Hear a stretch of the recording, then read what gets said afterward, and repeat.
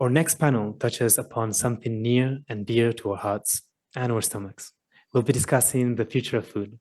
This is an area where rapid change is absolutely essential to meet our 2030 goals. Our current food production is a major driver of climate change, causing nearly a third of greenhouse emissions and using around 90% of our land and 70% of water supplies globally.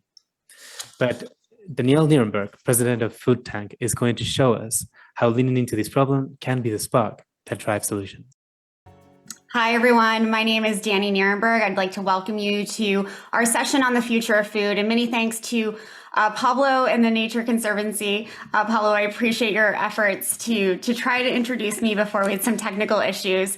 I'm so delighted to be here because I am the president and co-founder of Food Tank, and we are a research and advocacy organization dedicated to highlighting stories of hope and success in our food and agriculture systems around the globe.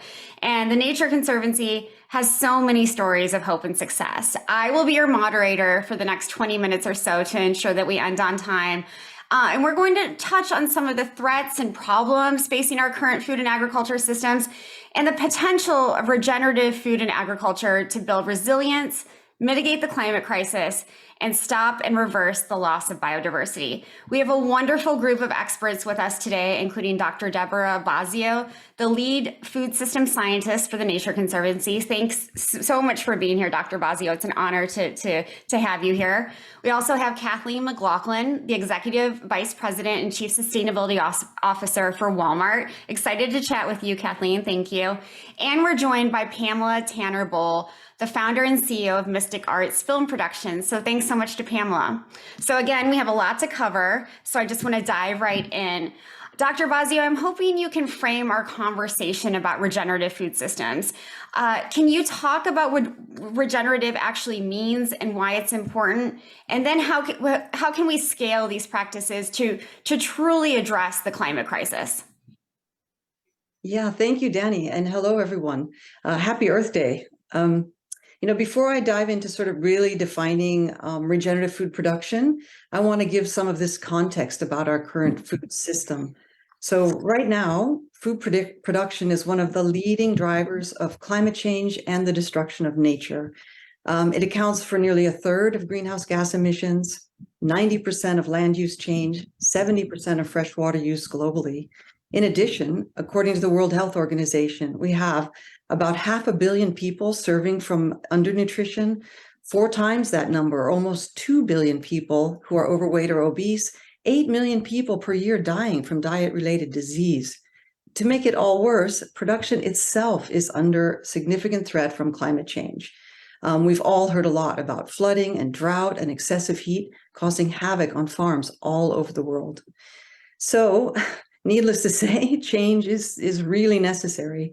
A long time ago when I was a student, we were all on about sustainable agriculture as the way to address these problems. We wanted to sustain things. But the food system I just described isn't something we really should be aiming to sustain. Our food system today is not only something we shouldn't be aiming to sustain, it's something we simply cannot sustain. The pressures are really just too great. So what to do? Well, we transition to production systems that restore and build rather than degrade and exploit. This is the concept of regenerative food production. Regenerative is really this very broad term encompassing many practices drawing on multiple knowledges, including traditional agriculture as practiced by indigenous communities for millennia, and new innovation in agroecology and precision farming. The practices of regenerative food production are outcome-oriented, looking for positive outcomes in terms of food production, biodiversity, climate, and they include a host of solutions, including these nature-based solutions such as cover cropping, crop diversification, adaptive rotational grazing, agroforestry, restorative aquaculture, among many others. So the good news with this is that there are regenerative solutions like these suitable to pretty much all of our current production systems. Thanks so much, Dr. Bosio. Kathleen, if I could turn to you, Dr. Bosio mentioned that we can't sustain sort of our current conventional methods of food and agriculture production right now. And so I'm wondering, from my perspective, the private sector is a necessary part of the solution. It has to be. And big companies like Walmart are going to have to pivot and change. And I'm wondering from your side of things, how can a company like Walmart better work with an organization like the Nature Conservancy? Yeah, well, thanks for having me here. And really what Dr. Bosio was just talking about is a massive shift in society, certainly in terms of business practices, food production, but also amongst consumers, policymakers. Like this is really a whole of society effort. And we're tackling it from a few different angles. One is engaging suppliers to shift toward the kind of regenerative practices we were just discussing. A second is straight up restoration and conservation, which we do in various ways. And then the third is bringing those things together in places that are really at the intersection of critical ecosystems and food commodity production, and working locally with local players to really reshape the way food gets produced that in a way that produces environmental benefits, social benefits, economic benefits for local communities. Typically, these kind of projects, people call them jurisdiction projects or place-based approaches, also involve a combination of production and conservation and restoration. So we're doing some interesting work in a number of commodities around the world in that vein. One example with TNC is in the Pacific Islands with the Republic of Marshall Islands, where TNC launched a project with the government there to come up with a fishery that is run and controlled by local people, participating in a very different way in actual fisheries to a very high standard, environmental standards, social standards, labor standards, and economic prosperity for people. And the notion is local fishermen, local vessels, local packaging and processing, the net profits, 100% of the net profits from that industry go back into the community.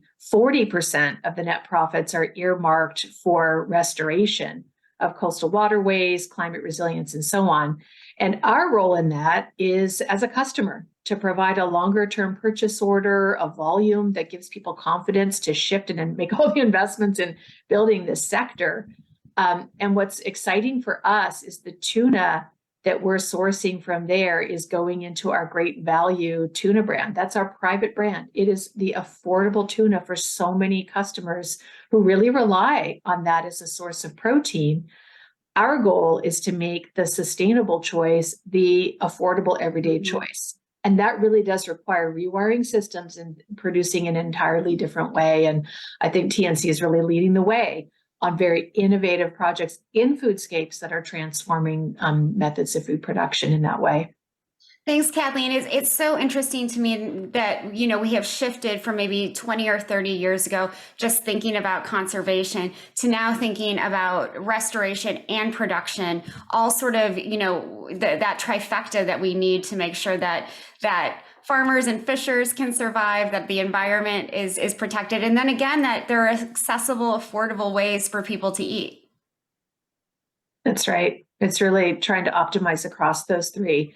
And, it's a challenge. We know, in Montreal, we just talked about what has to happen just on the conservation agenda, restoration agenda, and then how do we square that with production and livelihoods? And that's really what we're trying to solve. Absolutely. Thank you again so much, Kathleen. So Pam, Kathleen mentioned this massive shift in society. It's not just the private sector that needs to change. It's all of us. And I'm wondering, as somebody who, works in the arts, how you see film and other forms of expression being used to highlight these alternative, I don't really want to call them alternative, actually, highlight different methods of food production, thinking in different ways.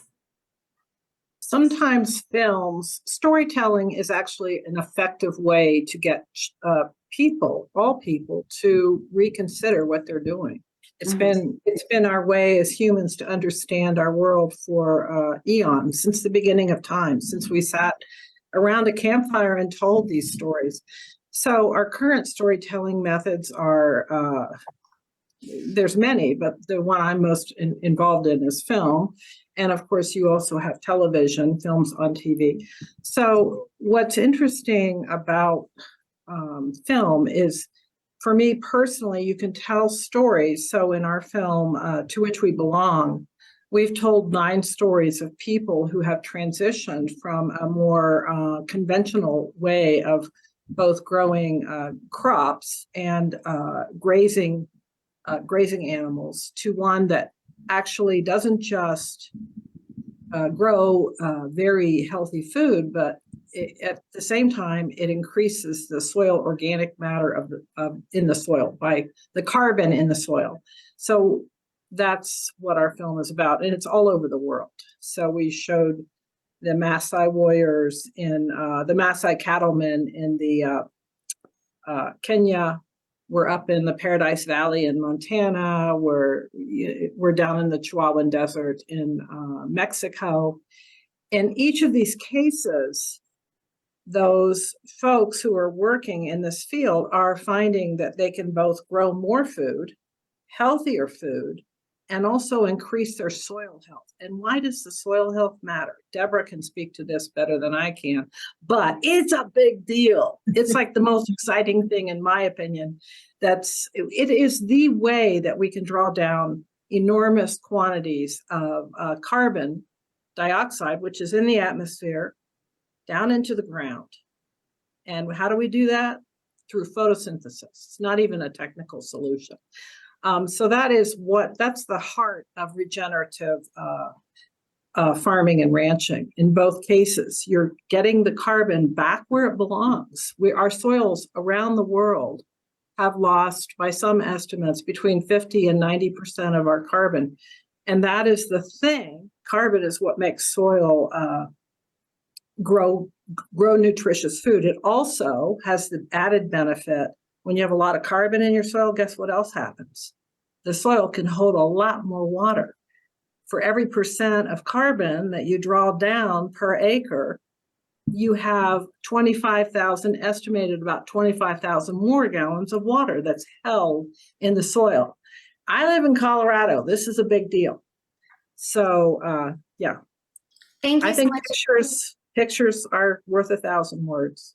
Absolutely. And it strikes me after hearing Kathleen speak that you, Pam, and you, Kathleen, are not in, you both have to be storytellers, because what this has to boil down to is helping us all as eaters, as consumers, understand that there's a story behind our food. And I'm wondering if you can both touch a little bit on how you communicate that to eaters. I mean, Pam, obviously you're doing it through film, but these are not easy stories to tell. And then Kathleen, how you tell a consumer in the store, what kind of storytelling you have to have available to them so that they understand why they're buying what they're buying. Maybe I'll start with you, Kathleen. Yeah, well, so much of our work is about altering the methods of production so that what the customer is choosing every day is actually a more sustainable, it's a regeneratively produced product. That's the shift we're trying to make.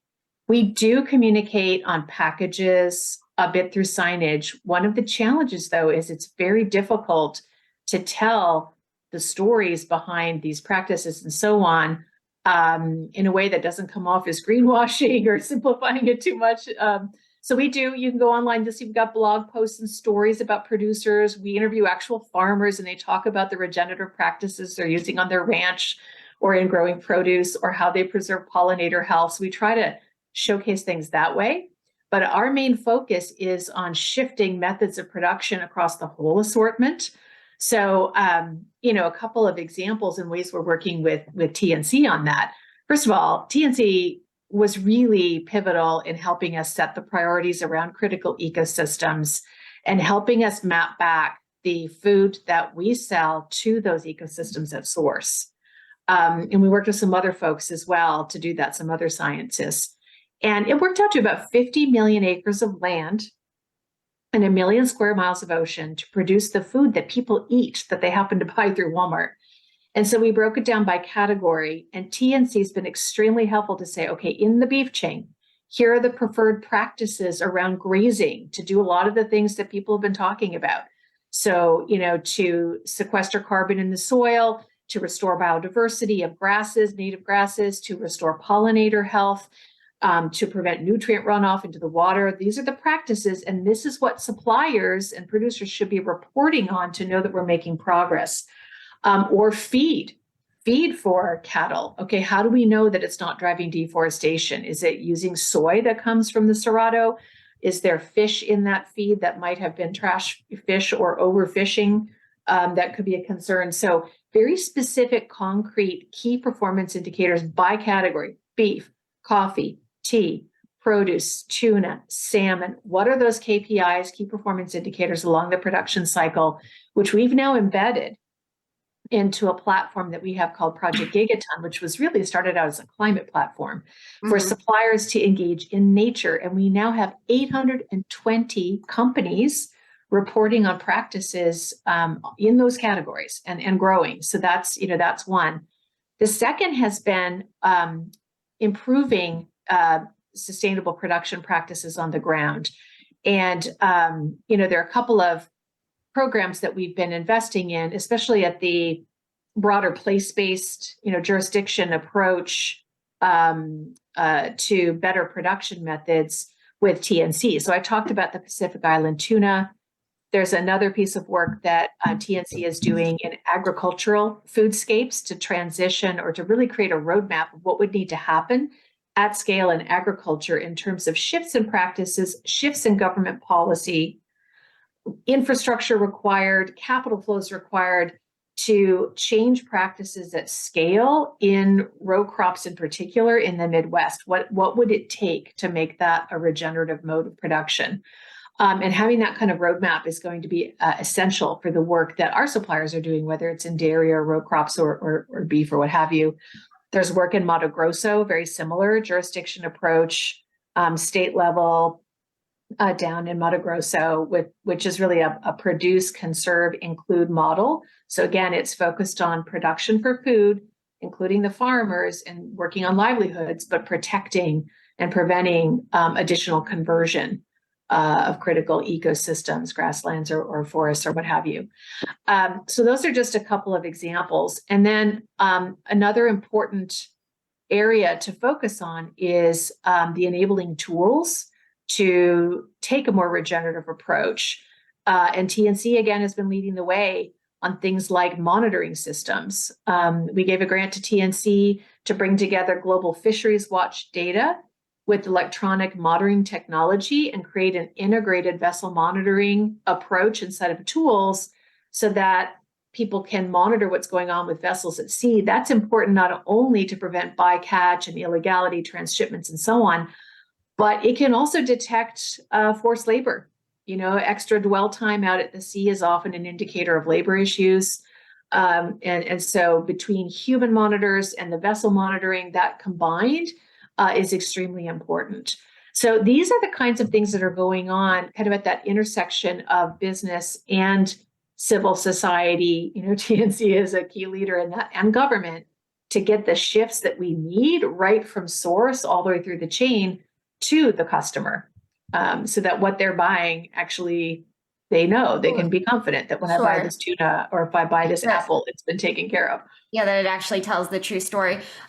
So Pam, just briefly, if we can go back to storytelling for a moment, I'm interested in how you think a film like To Which We Belong can really engage folks who are very busy, right? And they have a very limited amount of money to spend at the grocery store or the farmer's market or wherever they decide to shop. How can we make sure that they understand what regenerative practices are through these types of films? Well, they can understand it by watching the film, and the film is very accessible. But getting back to story, and I was really interested in your response, Kathleen, but mine is a little bit different because I think about why people want to watch something. And in the case of most people, they're concerned about a couple different things. They're busy. They're concerned about their family. They're concerned about the health of their children and of themselves, of course. They're concerned about the land where they live. They're concerned about, they're concerned about prices and things, but all of these, they're concerned about where they live. You know, what is it like? What was it like 20 years ago?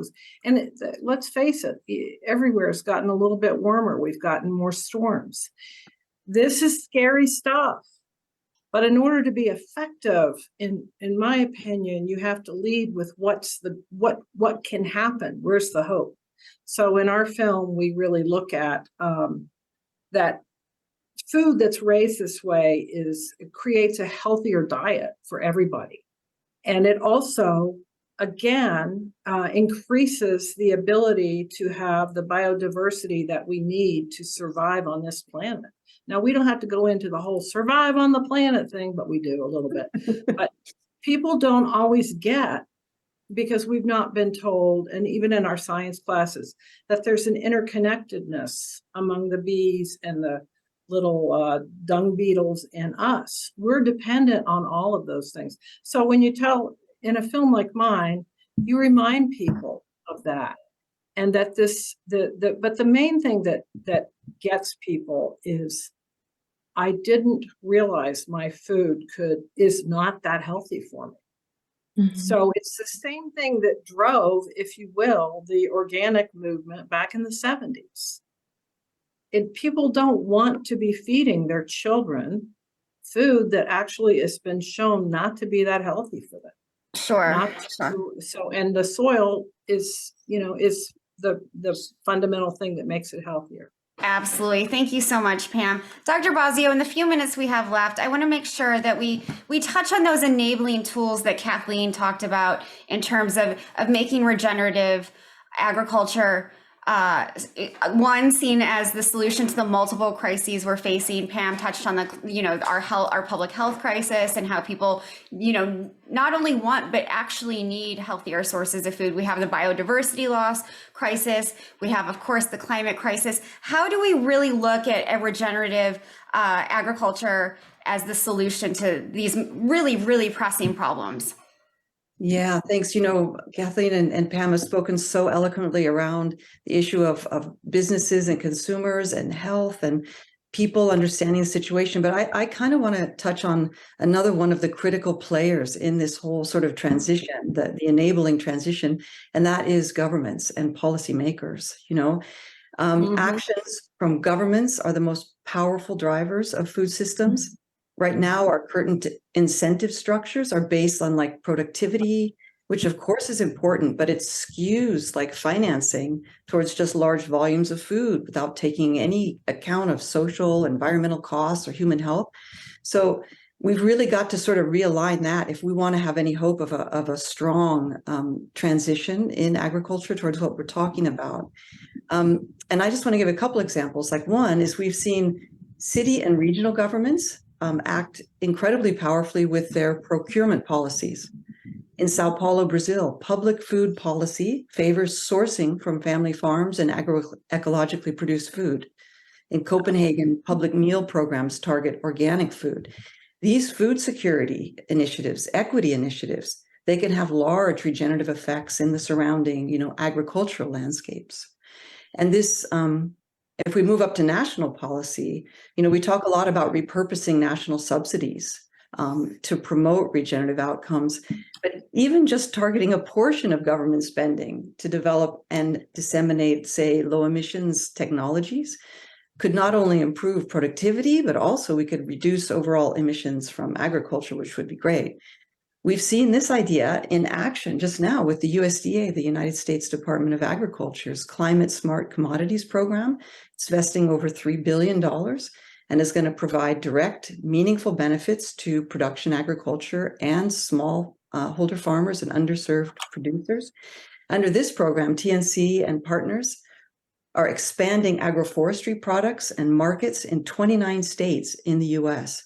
Over the next 20 years, the project could catalyze, fingers crossed, more than 80 million acres of high-density agroforestry, mitigating 3 to 6% of the country's 2020 emissions from all sources. Like, this would be a spectacular outcome. Thanks so much, Dr. Bazio. No doubt that the USDA's new program would be, as you said, a spectacular outcome. Hopefully, it will last long enough for it to actually make a difference. And I hope policymakers are listening to organizations like TNC, artists like Pam, who are creating storytelling through film, and private sector leaders like Kathleen. That really needs to happen. In the few minutes we have left, I just want to ask each of you to take 30 seconds or so, and to everyone who's been able to join us today, what is the one thing that you want them to know about the future of food? And so, Pam, I'm hoping I can start with you. The future of food, in my opinion, is very hopeful. This regenerative movement is, believe it or not, you don't hear a lot in the news, like the normal news on cable, etc. But it's huge. You know why? It's going to be cheaper in the long run for farmers. Right now, their inputs are accelerating. The cost of, inputs are accelerating. But we do need the government programs. Absolutely. We need the Walmarts. We need all the private, the private sectors to get going. But I feel very hopeful. And the biggest thing I feel hopeful about is that we have finally understood and are paying for the link between climate issues and food. That is, and TNC's been brilliant at bringing those two big ideas together and showing that it's not one or the other. Both can be accomplished, and biodiversity. All three can be accomplished and have a triple bottom line, triple win. So absolutely, they're inextricably linked. Thank you so much. Kathleen, what do you want people to know about the future of food? Well, just building on what Pam said, and we've talked about this throughout this conversation, you can't separate the social, the environmental, the economic outcomes in a system. And people gravitate toward what makes more sense. Regenerative food is exciting because it is the way forward on all of those, including human health outcomes. So that's point one. Point two, I agree with you, Pam, about tipping point. We like to talk about, are we reaching a tipping point on a lot of things? I think we are, in terms of people's understanding of regenerative food and the practices and the outcomes. And just, it heartens me so much, Pamela, to know about your storytelling, what you're doing, Deborah, in terms of the science. These are the ways we create more of a cultural understanding and a cultural movement. That's what it's going to take, because we're talking about individual choices and behavior change of all the actors in the system. Right. So, I think everybody tuned into this call is passionate about this, or you wouldn't be here. We're all working on it together. We are creating that movement, and that is exciting to me. We need to move faster is the only thing I would say, everybody. Absolutely. The urgency is very great here, but it is very exciting that there are so many initiatives that are working to spread the word, so to speak. So, Dr. Bazio, I give you the final word. Yeah, with the final word, I think they've said so many good things that I all agree with. I just want to call out specifically the producers, the food producers. If we make this transition, we will make food production and the food producers our biggest ally and the heroes in the process of tackling the climate and biodiversity crises. Food production can be the solution instead of the villain in the story of this whole century. And I'm really feeling hopeful we can actually make this transition if we, bring everybody together all the different players that we've been talking about here today. Beautiful way to end it, Dr. Bazio. Food producers are our heroes and heroines. Farmers need to be respected and compensated for the ecosystem services that they're providing that all of us benefit from. So I want to thank our panel and thank all of you for listening today. This has been a really interesting day and conversation, and happy Earth Day to you all. Thank you. Thank you. Thanks, Danny. Bye.